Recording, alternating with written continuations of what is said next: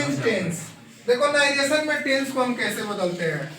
जब आप किसी भी ट्रांसलेशन को, जो ट्रांसलेशन डायरेक्ट स्पीच में हो, नाइरेशन में डायरेक्ट स्पीच में अगर कोई भी ट्रांसलेशन है और आप उसको इनडायरेक्ट स्पीच में बदलेंगे तो बदलते समय हमको ये भी देखना जरूरी होता है कि हम टेंस को कैसे चेंज करेंगे।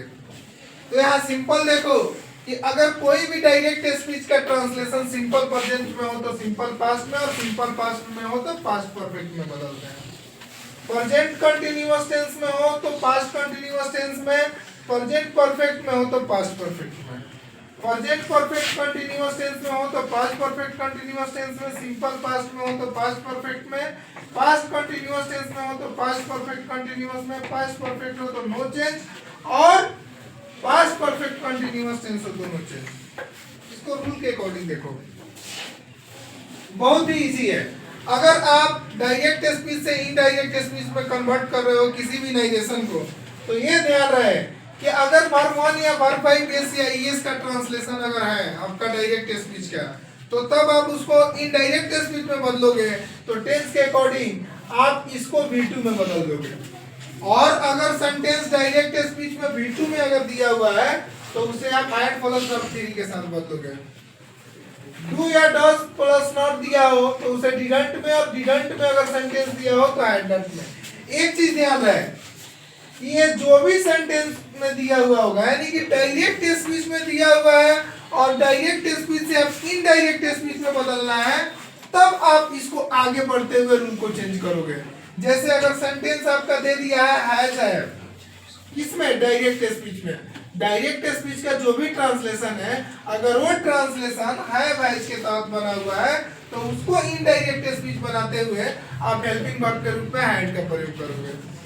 और अगर सेंटेंस डायरेक्ट स्पीच का सेंटेंस हेल्पिंग वर्ब के रूप में हैड का यूज किया हो और उसे आपको इनडायरेक्ट स्पीच बनाना हो तो फिर आप उसमें कोई चेंजिंग नहीं करेंगे, सिर्फ टेंस का। बाकी जो सब्जेक्ट और ऑब्जेक्ट और नो चेंज है first person, second person, third person के अनुसार, वो उसके हिसाब से देखेंगे। लेकिन अगर टेंस बदलना हो तो हैव हैज है तो हैड में बदलोगे, और हैड अगर है तो कोई चेंजिंग नहीं करोगे। ऐसा नहीं कि टेंस को आप सब्जेक्ट में मिलाओगे और सब्जेक्ट को टेंस में। सेंटेंस जब हम बनाते हैं डायरेक्ट स्पीच का तो इसके पहले हम आपको बता चुके हैं कि हम सब्जेक्ट को फर्स्ट पर्सन के अनुसार, ऑब्जेक्ट को सेकंड पर्सन के अनुसार, और नो चेंज थर्ड पर्सन, ऐसा बताया था ना जी। लेकिन अगर हमको टेंस चेंज करना हो तो टेंस हम इस रूल से चेंज करते हैं, और जहां पे हम आपको पर्सन को बदलना बताया सब्जेक्ट के अनुसार, उस अनुसार हम लोग सब्जेक्ट को, ऑब्जेक्ट को और नो चेंज पर्सन के अकॉर्डिंग चेंज करते हैं।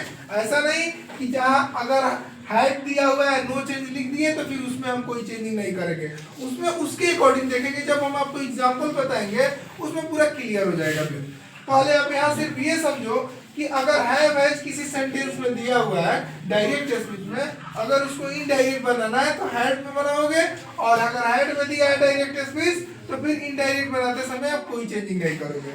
नेक्स्ट, शैल या विल अगर दिया हुआ है डायरेक्ट स्पीच में तो आप उसको इनडायरेक्ट स्पीच बनाते समय शुड या कुड का यूज करोगे।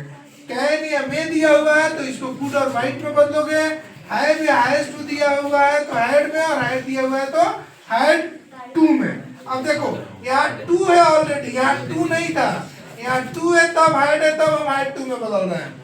मस्ट है तो मस्ट और हैड टू में, वाज वेयर है तो हैड बीन में, और शुड या वुड या कुड या माइट हो तो नो चेंज। यानी कि अगर शुड या कुड या फिर माइट या वुड दिया हुआ हो आपको डायरेक्ट स्पीच में तो उसको इनडायरेक्ट स्पीच बनाते समय कोई चेंजिंग नहीं करोगे।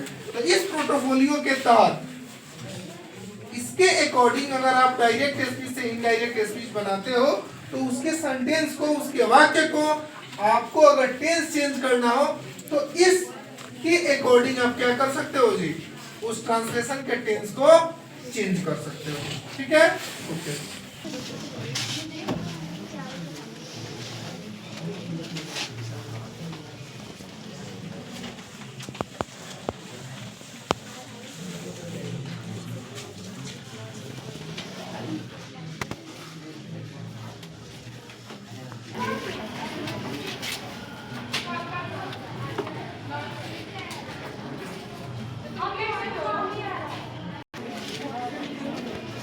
पूछा नहीं